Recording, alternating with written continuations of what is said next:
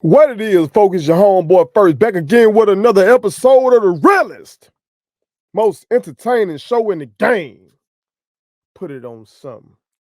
Um, I apologize for not being with y'all on last week.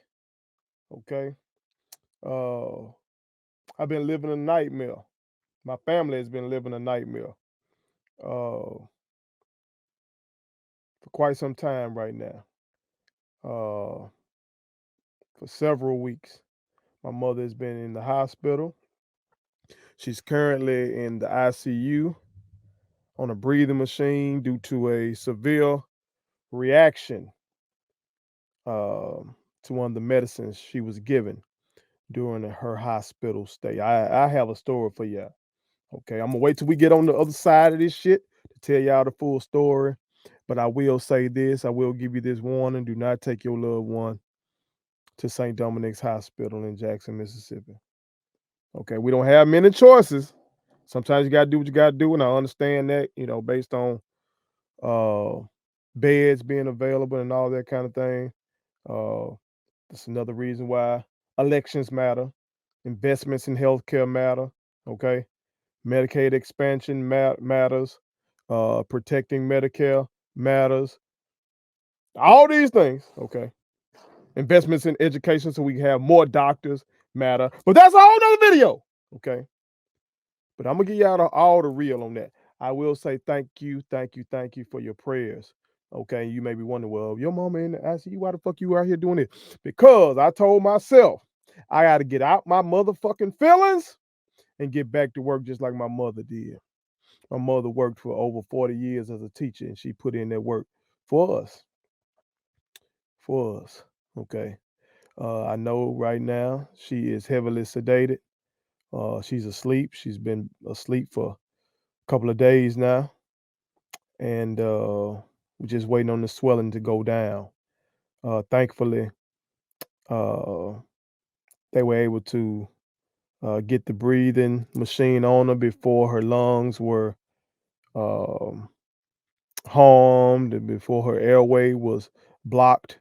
Okay, so now we're just waiting on her tongue to go down. Okay, but again, I thank all of y'all for your prayers, and I'm gonna put in this work and then get back to taking care of my family. Okay. But glad to be here with y'all for episode 209 of Put It On Some. Please make sure y'all hit that subscribe button, hit that like button, hit that share button, put all you people on it. Okay. Um, Feel free to hit that cash app. You seeing it coming across screen right now. Hit that PayPal as well. Anything you give goes back into the company as we continue our ascension to be the one-stop shop for all things Black culture. All right. And make sure you fuck with our sponsor, the King McNeil Collection. That is the King McNeil Collection for all things sorority and fraternity. Uh, they're number one in the business, y'all. I wouldn't cap with you. They are the best. They travel around this country. But they also have a website. You can go to kingmcneil.com or you can download the app. That is the King McNeil Collection. And tell them first sent you. Okay. But y'all know I really hated not being with y'all last week. Uh, the victory over Southern was great. I really didn't get a chance to watch it because we were going through hell. Oh my God, that day, that Saturday was, oh my God, just insane. Okay, and I know some of y'all saw me at the event for Dr. Thompson and President Thompson, and we, know, thoroughly enjoyed myself watching the Isley brothers. But as soon as I left that event, it was like going from heaven to hell. Okay. So, and that hell continued on that next day. So I wasn't able to watch the Southern game that day. I finally got around to rewatching the whole, or watching for the first time, really. Watching that Southern game on, I want to say just Friday. Uh, and it was good. We played well for the most part. For the most part. But I saw some things in that motherfucker. Saw some things in that game that needed to be addressed. But I didn't have a chance. But I did miss striking up the band for y'all. Okay. I missed giving y'all my first 5 takeaways. But this week, there's no need. There's no need for no goddamn first 5. Okay? No need. There's one damn takeaway. There's one damn thing that needs to be said. And that is that Coach Taylor got to make a damn decision at quarterback. Yes, he does. Yes, he does. Coach got to make a damn decision. Okay? All this shit, I keep telling y'all I got 2 quarterbacks and I got 2 guys who can really play the position. Okay, Coach. Okay. But one of these boys got to be the fucking leader. One of these boys got to get all the reps. Fuck the splitting reps or whatever may be going on. Okay? Maybe they not splitting reps. I don't know. I'm not in practice. I don't have no little birdie telling me what's going on in practice. Okay? But if they are splitting reps, fuck that. Everybody, one person got to get all the reps. Okay? Because this shit ain't looking good. It's not. Well, first, what you mean? Cam got hurt. You damn right Cam got hurt. Cam got hurt in 3 straight goddamn games. 3 straight games. Okay? The Lane game got hurt. The Southern game got hurt. The Grambling game got hurt. That shit has to be factored into the decision. Durability is an ability, especially in the game of football. Okay? When it comes to football or it comes to combat sports like boxing or MMA or something like that. Your durability is a supreme ability. Now you can say that about all sports, but these sports are violent. Football is not a motherfucking contact sport. I play basketball. That shit contact. Okay? That's contact. Boxing out a motherfucker is contact. Taking a charge is contact. Okay? Somewhat of a collision as well. Okay? Guarding a motherfucker on the block, post defense. That's contact. Okay? But ain't no somewhat collision with football. That shit is absolute collision. And so part of your evaluation of these boys got to be which one of these young men can finish a game for me. Because all this shit with getting hurt and having to bring the other kid in and goddamn, that shit worked against Lane because that's a Division II school. That shit worked against Southern. And we just got Southern's number right now. Okay? We got Southern's number right now. But we took our ass on the road against Grambling, and that shit ain't motherfucking work, man. That shit ain't work. So coach got to make a goddamn decision. Got to make a decision. Now, in what I've seen from these 2 quarterbacks, I don't see anything definitive that's a difference between Jacobian Morgan and Mr. McCoy when it comes to throwing the football. Both young men missed some throws. Both young men threw bad picks in the last game. Mr. McCoy threw one for a pick 6, okay? Mr. Morgan threw one, especially coming off of that fumble. That was totally a momentum killer, okay? All right? And we even had a momentum at that point, but the thought of trying to go and get some, like trying to bounce back, okay, that was flukish. We fumbled the snap. That's probably because you ain't getting the reps that you need with the ones, with this, quarterback center exchange and all that kind of shit. But then you come and throw that pick like that, that's fucked up. So both of them threw bad picks. All right. But Mr. McCoy damn near threw a pick six against Southern. If you watch the damn game, they just dropped it. They just dropped it. Okay? Now, somebody might say to me, well, first, Morgan threw a pick against ULM. First of all, that was goddamn ULM. I keep saying, why we didn't get this dual shit against the hardest opponent so we can really evaluate some shit. Okay? I've said that before, but that ball went straight through that young man's hand. That wasn't no bad pick. All right? But at the end of the day, I don't see any glaring difference between these two young men when it comes to being a pass. Like the difference between Shedeur Sanders and the other brothers that were on the roster with him was markedly different. Okay, that young man could and can spin it. Okay, we see that. I'll talk about them momentarily. All right, but these young brothers about the same when it comes to throwing the ball. The difference between Mr. McCoy and Mr. Morgan is running the ball. Mr. McCoy is clearly more athletic than Mr. Morgan. Mr. Morgan is bigger and stronger, more statuesque. Okay, Mr. McCoy is quite athletic, and if you watch the game on TV, like I've been watching it, season ticket holder, but going through hell can't use them motherfuckers. Okay, but what the commentators are telling me is that they've been hearing from the coaches that Mr. McCoy might be the fastest motherfucker on the team. So if that's the difference between the two, and you're trying to use Mr. McCoy because of his dynamic ability in the running game, that shit is taken away by the fact that he can't stay healthy. He can't get hit. He can't get hit. Okay? So, make a damn decision. And if the decision is to start Mr. McCoy, you need to tell him if he gonna run, he need to get his ass the fuck down. Run a few yards, get your ass down. Slide. Okay?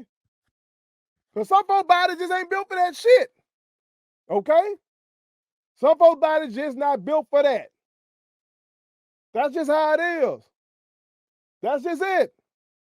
You can be a cold motherfucker, but you just might not have the physical attributes to do certain things. And 3 straight games is not looking like this young king has the physical durability to do what he's being asked to do. Okay? So if you're gonna stick with him because of what you're seeing in practice, again, as a former coach, I defer to coaches, man, because they're in practice. They know their guys. They know what's going on. I don't know what the fuck the deal is. I don't know if they trying to, if Mr. Morgan is not getting the playbook or something. I don't know. I'm not implying that this young man is. I'm just trying to figure out why the fuck McCoy is winning. I'm trying to figure out why. 3 out of 4 games, he's been chosen as the starter. From my naked eye watching the games, it's only because he's faster. But maybe in practice, he's picking up things better than Mr. Morgan.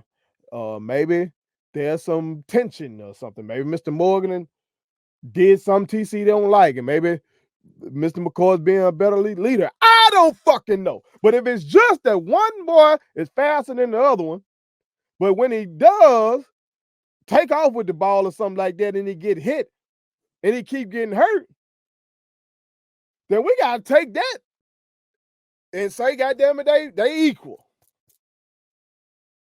And then if they are equal, again, I say, make the damn decision and stick with that.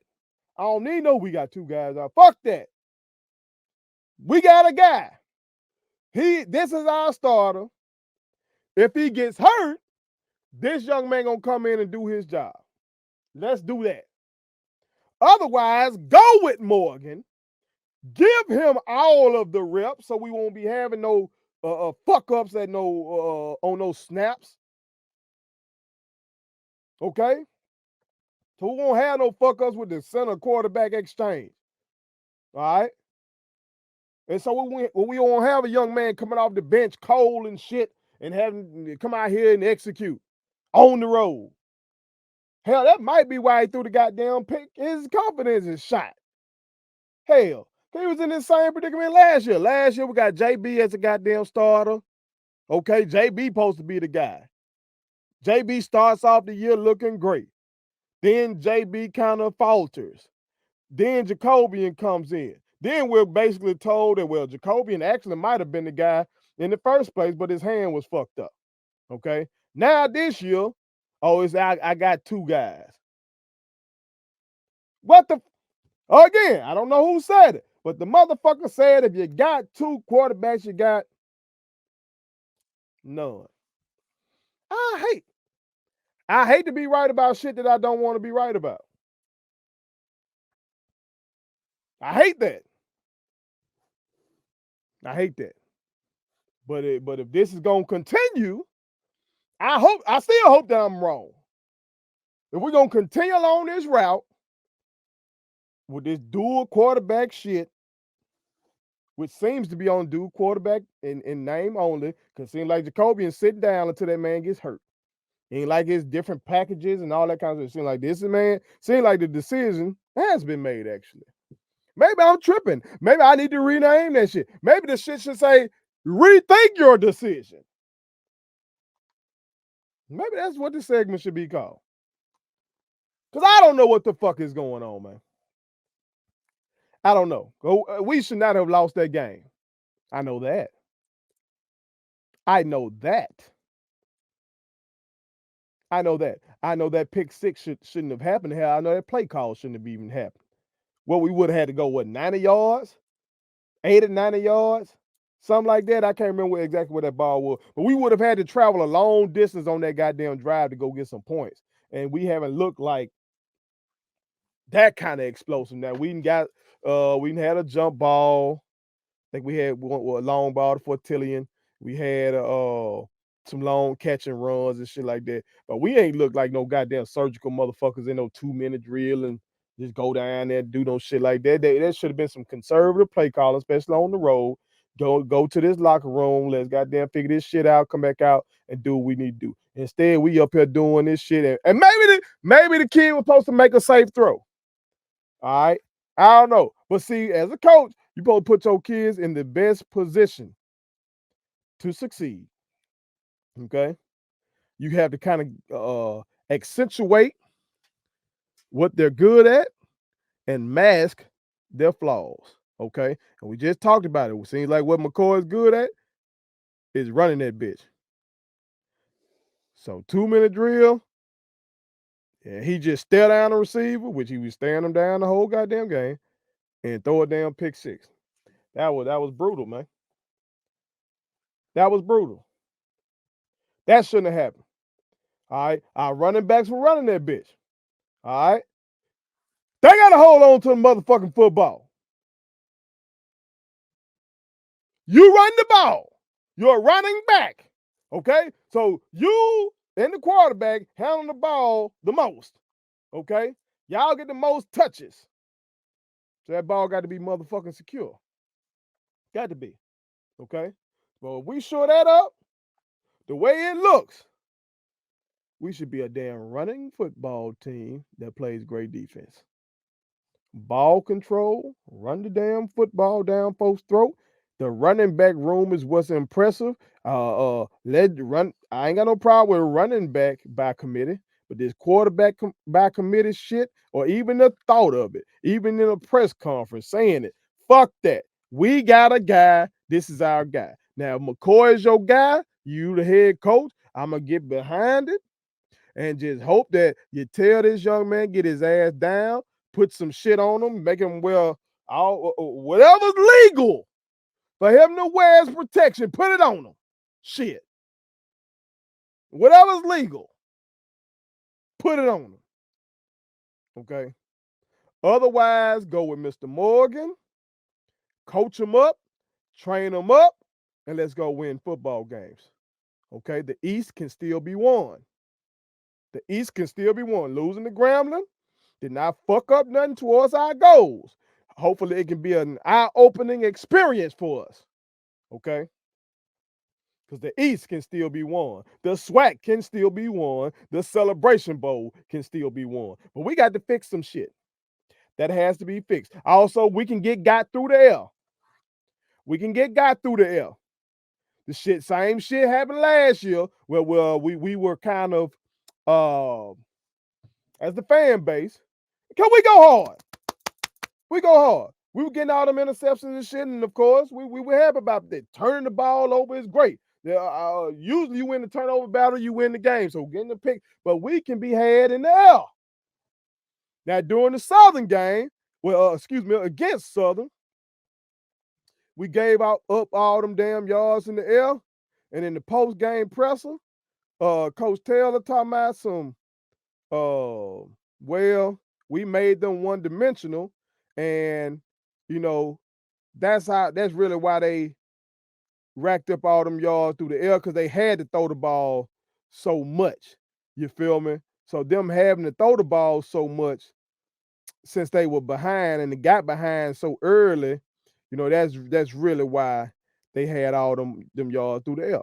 Okay. That does make a lot of sense. A counterpoint to that is this, though. If you make a team one-dimensional, that means you know what they finna do. You know the one thing they finna do. So if I know what you finna do, that does not mean that one dimension has to work. That don't mean they got to work. If I know you got to pass, that means schematically I should be in some shit to stop the pass. Right? That's just logical, right? If I know you just gonna pass, then I need to be in some shit to stop that. Okay? But instead, we gave up 387 yards through the air against Southern. Okay? Now against Grambling, we tightened up. Okay? Gave up 167 yards through the air. 16 to 28, only 6 yards per attempt. Okay. But now, in terms of running the ball, we gave up 104 yards, but that was on 39 attempts, 2.7 yards per rush. All right. So in this game, again, it comes back other than in the early part of the game, okay? Because Grambling came out and did some things early, but defense tightened up. It's a fucking turnover. It's a motherfucking turnover. So penalties, Sue. That's something else need to be tightened up. And some shit need to be tightened up. Shit need to be tightened up. Okay? But if it was going to happen, I'm glad it happened now before we get into East play. Okay? So we can go ahead and rectify this shit. Put it on something. Pick your guy QB. All right? And say, this is our motherfucking leader. Okay? And we gonna roll with him. That's one goddamn thing. Drills securing the football should be done every goddamn day of the week this week. Every damn day. Every damn day of the week. Okay? Stress and discipline to minimize these fucking penalties should be stressed every damn day this week. Every damn day. Because we got to bounce back. We got to bounce back. We got a lot of season ahead of us. And I am still optimistic about our chances. But again, we need to stress ball control, run the football, limit turnovers, and play goddamn good defense. That's what we got to do if we want to accomplish what we're capable of. And all of that can be aided by doing a hard thing, which is making a damn decision at quarterback, sticking with it, training that kid up. If it's McCoy, Gotta put every legal thing on his body to protect him and tell his motherfucking ass to get down as soon as possible so he won't get hit. And if it's Morgan, coach him up, coach him up, coach him up. Get him to make quick reads, firm decisions, strong decisions, quick decisions. Get the ball in the hands of them playmakers. All right. Because we see they can do great things after the catch. All right. And then let's go win football games. But the decision does not lie with us. The decision is ultimately Coach Taylor's. Okay. And don't nobody come at me with no fuck shit. Okay. Because goddamn it, I support Coach Taylor. Okay. Goddamn it, I got a fucking song out here from his perspective called Stop Hating on D. Okay. Go listen to it, by the way. Download that motherfucker, 99 cents. Download that bitch. I need 1,000 real ones. Download that bitch, okay? So this ain't coming from no hate. This is just goddamn common sense, okay? And common sense football is gonna win the day. Put it on something. Please subscribe to my daddy's YouTube channel because the more subscribers he gets, the more attractive he looks to sponsors. The more attractive he looks to sponsors, the more money he can make. And the more money he can make, the more money he can spend on me.